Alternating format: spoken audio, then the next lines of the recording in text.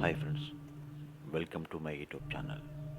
இன்றைக்கி என்ன பார்க்க போகிறோம் அப்படின்னா, அஃபிஷியலாக 30 கொலைகள், அன்அஃபிஷியலாக 100க்கும் மேற்பட்ட கொலைகள் செய்த ஒரு சைக்கோ குற்றவாளியை பற்றின வீடியோ தான் பார்க்க போகிறோம். இவன் தமிழ்நாட்டை சேர்ந்தவன். சேலம் மாவட்டத்தில் கன்னியம்பாடி அப்படிங்கிற கிராமத்தில் 1977 பிறந்திருக்கான். சின்ன வயசுலேயே அவனுக்கு படிப்பு சரியாக வராதனால படிப்பை பாதியில் நிப்பாட்டிட்டு அந்த ஊரில் சின்ன சின்ன ஒர்க் பண்ணியிருக்கான். திரும்ப ஒரு லாரியில் க்ளீனராக ஜாயின் பண்ணிக்கிட்டு கொஞ்ச நாள்லேயே லாரி டிரைவராகவும் மாறுறான். அவன் லாரி டிரைவராக மாறினதுக்கப்புறம் கேரளா, ஆந்திரா, தமிழ்நாடு, மும்பை, பீகார் அப்படின்னு நேஷ்னல் ஹைவேல ஒரு பிளேஸ்லேருந்து இன்னொரு பிளேஸுக்கு குட்ஸ் கொண்டு போகிற டிரைவராகவும் மாறுறான். இந்த இடத்துல தான் சங்கர் ஒரு சைக்கோ கொலகாரனாக, அதாவது சைக்கோ சங்கராக மாறுறான். அந்த ரோட்டோரத்தில் இருக்கிற செக்ஸ் ஒர்க்கர்ஸ் அவங்கக்கிட்ட ஃபஸ்ட்டு போயிட்டு அவங்கள கொலை பண்ணிவிட்டு அவங்கள துன்புறுத்தி கற்பழிக்கிறான். ஸோ இது அப்படி கண்டினியூஸாக 2007 ஸ்டார்ட் ஆகி போய்கிட்டு இருக்கு. இப்படி போய்கிட்டு இருந்தது பார்த்தீங்க அப்படின்னா 20, 30, 50 அப்படின்னு கம்ப்ளீட்டாக போயிட்டுருக்கு. இந்த சங்கருக்கு அப்போ நம்ம மாட்டிக்க மாட்டோம் அப்படிங்கிற ஒரு தைரியம் வருது. ஏன்னா செக்ஸ் ஒர்க்கர்ஸ் அப்படிங்கிறனால அவங்க காணோம், அவங்க கொலை அப்படின்னு கம்ப்ளைண்ட் பண்ணுறதுக்கு ஆள் இல்லாதனால அவரோட மனசில் நம்ம மாட்டிக்க மாட்டோம் அப்படிங்கிற ஒரு தைரியம் வருது. அந்த தைரியம் வந்ததுக்கப்புறம் தான் தர்மபுரி, கிருஷ்ணகிரி அப்படிங்கிற ஏரியாக்குள்ளே வரோம். அந்த ஏரியாவுக்குள்ளே என்ன பண்ணுறான் அப்படின்னா, அங்கே ஒரு 6 மணி 7 மணிக்கு பெண்கள் தொழிற்சாலைக்கு வேலைக்கு போயிட்டு வரவங்கக்கிட்ட தண்ணி வேணும், எனக்கு இப்படி அடிபட்டுருச்சு, பசிக்குது அப்படின்னு சொல்லி அவங்ககிட்ட பேச்சு கொடுத்து அவங்களையும் மிக மிக கொடூரமான முறையில் கொடுமைப்படுத்தி கற்பழித்து கொலை பண்ணுறான். இது நாளடைவில் எப்படி ஆயிடுச்சு அப்படின்னா, அது அவனுக்கு ஒரு என்டர்டைன்மெண்ட் மாதிரி ஆயிடுச்சு.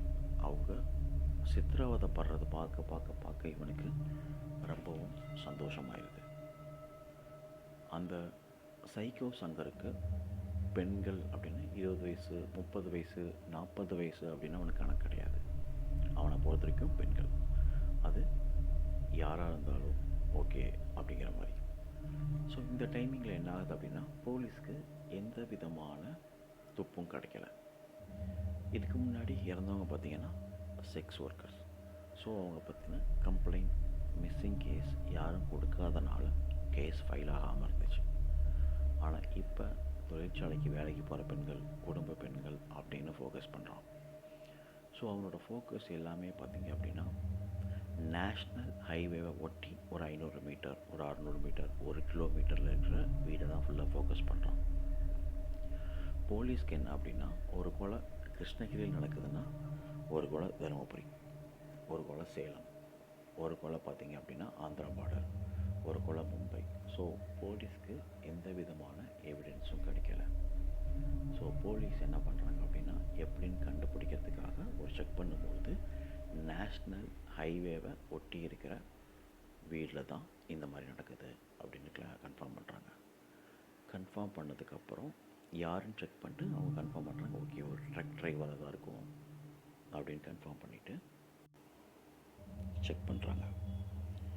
அதுக்கப்புறம் தான் ஒட்டுமொத்த தமிழகம் மட்டும் இல்லாமல் இந்தியா முழுக்கவும் ஒரு போலீஸ்காரங்களை நடுங்க வச்ச விஷயம் அப்போ தான் நடந்துச்சு. 2009 ஆகஸ்ட் 23 அப்போ டெப்யூட்டி சிஎம்மாக இருந்த மு.க. ஸ்டாலின் பெருமநல்லூர் அப்படிங்கிற ஊருக்கு ஒரு மாநாடுக்கு வர்றார். அந்த மாநாடுக்கு ப்ரொடெக்ஷனுக்காக ஆண் போலீஸ், பெண் போலீஸ்னு ஏகப்பட்ட போலீஸ் மக்களுக்கு பாதுகாப்புக்காக வராங்க. அப்படி பாதுகாப்புக்காக வந்த ஜெயமணி அப்படிங்கிற ஒரு ஹெட் கான்ஸ்டபிள் திரும்ப வீட்டுக்கு போகலை. ஸோ உங்கள் வீட்டுக்கு போகாதனால அக்கம் பக்கத்தினர்கள், உறவினர்கள், அப்புறம் போலீஸ்காரங்க எல்லாருமே தேடுறாங்க. எங்கே தேடியுமே அவங்க கிடைக்கல. 3 நாளைக்கு அப்புறம் அவங்களோட உறவினர்கள் வீட்டு புகழ், அதாவது அவங்க எந்த இடத்துல காணாமல் போனாங்களோ அது பக்கத்துலேயே பார்த்திங்கன்னா அவங்களோட மிகவும் கொடுமைப்படுத்தின ஒரு ஸ்டேட்டில் கிடைக்கிது.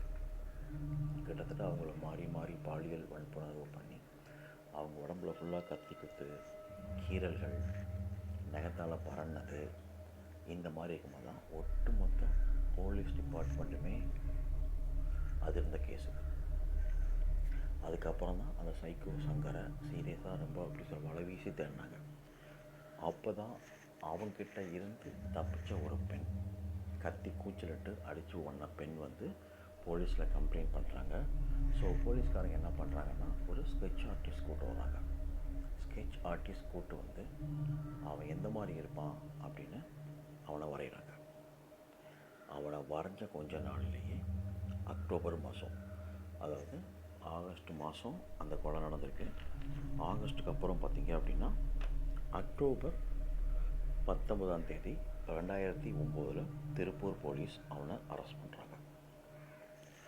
அவனை அரெஸ்ட் பண்ணி ஜெயிலில் வச்சிருந்தபோது கிட்டத்தட்ட 30க்கும் மேற்பட்ட குற்றத்தில் அவன் சம்மந்தப்பட்டிருக்கான்னு ஒரு கேஸாக ஃபைல் ஆகுது.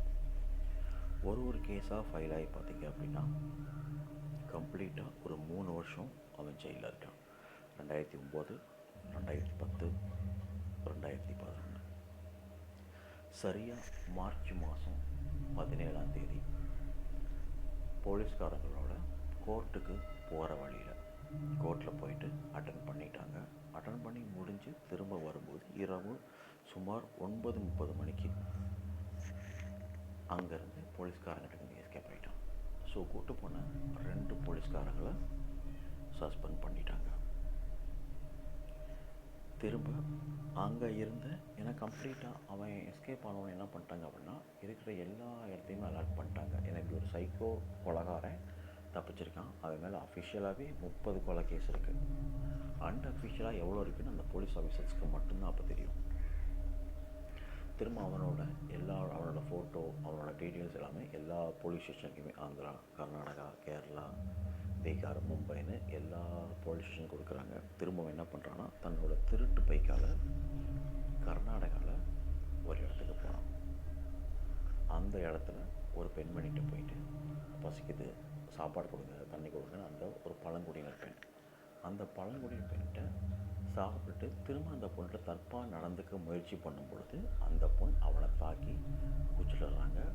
பக்கத்தில் ஒரு வேலையாக போயிருந்த அவளோட கணவரும் திரும்ப அவனை அடித்து, ஊர் மக்கள் எல்லோரும் சேர்ந்து அடித்து அவனை பக்கத்தில் இருக்கிற போலீஸ் ஸ்டேஷனில் ஒப்படைக்கிறாங்க.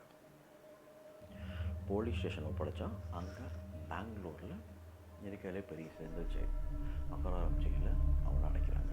ஸோ தமிழ்நாடு போலீஸ் எல்லாம் என்ன முடிவு பண்ணுறாங்க, ஓகே நம்ம கேஸ் ஃபைலில் அங்கே ட்ரான்ஸ்ஃபர் பண்ணிடலாம், அவன் அந்த போலீஸ் ஸ்டேஷனில் ஜெயிலே இருக்கட்டும் அப்படின்னு முடிவு பண்ணிடுறாங்க. ஒரு கேஸாக போய்கிட்டு இருக்கு.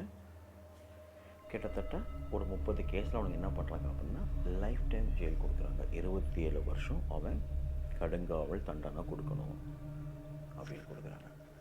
இப்படி சொல்லிகிட்டே இருக்கும்போது சில பேர் என்ன பண்ணுறாங்கன்னா அவன் சைக்காலஜிக்கல் அஃபெக்ட் ஆகிருக்காரு, அவருக்கு நம்ம ட்ரீட்மெண்ட் பண்ணால் அதுலேருந்து அவர் மீண்டு வந்துடுவார், மீண்டு வந்ததுக்கப்புறம் இந்த மாதிரி பெண்களை துன்புறுத்துறது அந்த மாதிரி எதுவும் பண்ண மாட்டார் அப்படின்னு சொல்கிறாங்க.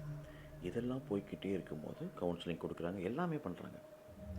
திரும்ப பெங்களூரில் 2013 அவர் அவன் அரெஸ்ட் ஆனது 2011 மார்ச்சில், திரும்ப ஒரு 1-2 மாதத்துலேயே பிடிச்சிட்டாங்க. திரும்ப பிடிச்சி பெங்களூர் ஜெயிலில் போட்டதுக்கப்புறம் 2013 ஆகஸ்ட் மாதம் சில போலீஸ் அதிகாரிகளோட உதவியோடு அந்த 30 அடி சவுரையும் தாண்டி அங்கேருந்து மறுபடியும் 2வது தடவை எஸ்கேப் ஆகலாம். அந்த 2வது தடவை அவன் தப்பிக்கும் போது என்ன ஆகுது அப்படின்னா அந்த 30 அடி சவுத்துலேருந்து தாவி குதிக்கும் போது அவனோட கால் உடைஞ்சிருது. ஸோ அங்கே பெங்களூர் கவர்மெண்ட் அப்போ இருந்த ஹோம் மினிஸ்டர் அவர் அனௌன்ஸ் பண்ணுறாரு, இந்த சைக்கோ சங்கரை பற்றின இன்ஃபர்மேஷன் யார் கொடுக்குறாங்களோ அவங்களுக்கு 5 லட்ச ரூபா ரிவார்ட்ஸ் கொடுப்போம் அப்படின்ட்டு. திரும்ப போலீஸ் ஆஃபீஸர் என்ன பண்ணுறாங்க அப்படின்னா அவன் தப்பிச்சு போனதுக்கப்புறம் அந்த ஜெயிலில் இருந்த 11 அதிகாரிகளை சஸ்பெண்ட் பண்ணுறாங்க. அடுத்து அவன் தப்பிச்சு போயிட்டான், திரும்ப அவனை பிடிக்கிறோம்ல, அப்போ என்ன பண்ணுறாங்கன்னா அவனோட நிறைய நண்பர்கள் என்ன பண்ணுறாங்கன்னா ஃபுல்லாக போலீஸ்காரங்களோட ரேடியேஷனில் கொண்டு வராங்க. அந்த ரேடியேஷன் வந்து இவங்க அங்கேருந்து ஒரு ஆளுக்கு ஃபோன் பண்ண அங்கே எனக்கு ஒரு கால் உடஞ்சிருச்சு அப்படின்னு சொன்னதுக்கப்புறம் திரும்ப போலீஸ்காரங்க வந்து அவனை அரெஸ்ட் பண்ணுறாங்க. திரும்ப என்ன பண்ணுறாங்கன்னா ஒரு ஹை செக்யூரிட்டி பிளாக்கில் அவனை மென்ஷன் பண்ணுறாங்க. இப்போ நார்மலாக தான் அவன் நார்மல் வார்டில் இருந்தான், திரும்ப இப்போ ஹை செக்யூரிட்டி. ஸோ இங்கேருந்து first layer, second layer, third layer, fourth லேயர்லாம் தப்பிச்சு போக முடியும். திரும்ப அங்கேருந்து ஒரு 5 வருஷம் ஜெயிலில் இருக்கணும். பிப்ரவரி 2018 வரைக்கும். திரும்ப என்ன பண்ணுறான்னா திரும்பியும் அங்கேருந்து தப்பிச்சு போகிறதுக்கு முயற்சி பண்ணுறான். இந்த தடவை எந்த ஒரு போலீஸ்காரன் ஹெல்ப்பும் இல்லாமல் அவனாகவே 2 பிளாக்கை கடந்து வந்துட்டான். 2 பிளாக்கை கடந்து வந்ததுக்கப்புறம் 3வது பிளாக்கில் மாட்டிக்கிட்டான் போலீஸ்காரங்க கிட்ட. ஸோ திரும்பியும் அவனை கூப்பிட்டு ஜெயிலில் போட்டு 24 hours CCTV camera, high profile கேஸாக வச்சு, ஏன்னா அவன் தப்பிச்சு போயிட்டான் அப்படின்னா ஒட்டுமொத்த இந்தியாவுமே பயப்படும். எப்படி சொல்கிறது, யாராவது ரோட்டில் போகிறவங்க அந்த பீரியடில் ஒரு 2008 2009 யாராவது வழிப்போக்கர்கள் தண்ணி கேட்டால் கூட தர்றதுக்கு பயந்தாங்க. அந்த அளவுக்கு கொடூரமான மிருகம் அவன். அடுத்து 2018-27 அப்போ தான் சைக்கோ சங்கர் என்ன முடிவு பண்ணுறான்னா, நம்மளோட லைஃப் இந்த ஜெயிலே வாழ்நாள் ஃபுல்லாக முடிஞ்சிடும், இதிலேருந்து தப்பிக்கணும் அப்படின்னா நம்மளை அழிச்சிக்கிட்டாங்க உண்டு அப்படின்னு சொல்லி கம்ப்ளீட்டாக தற்கொலைக்க முயற்சி பண்ணி அங்கே இருக்க சேவிங் பண்ணுற பிளேடால் தன்னோட கழுத்தை அறுத்துக்கிட்டு ஜெயிலுக்குள்ளே செத்துடுறான். ஸோ கிட்டத்தட்ட 2010 2011 வரைக்குமே அவன் பண்ண கொலைகள் பார்த்திங்க அப்படின்னா எண்ணில் அடங்காத கொலைகள். ஸோ இந்த மாதிரி சைக்கோக்கள் கவுன்சிலிங் மூலமாகவோ இல்லை ஃபேமிலி சுச்சுவேஷன் மூலமாகவோ மாறுறதுக்கு வாய்ப்பு இருக்குது அப்படின்னு அப்போ உள்ள போலீஸ் ஆஃபீஸர்ஸ் கொடுத்த ஸ்டேட்மெண்ட் இருக்குது. இந்த மாதிரி நிறைய வீடியோஸ் நான் அப்லோட் பண்ணுறதுக்கு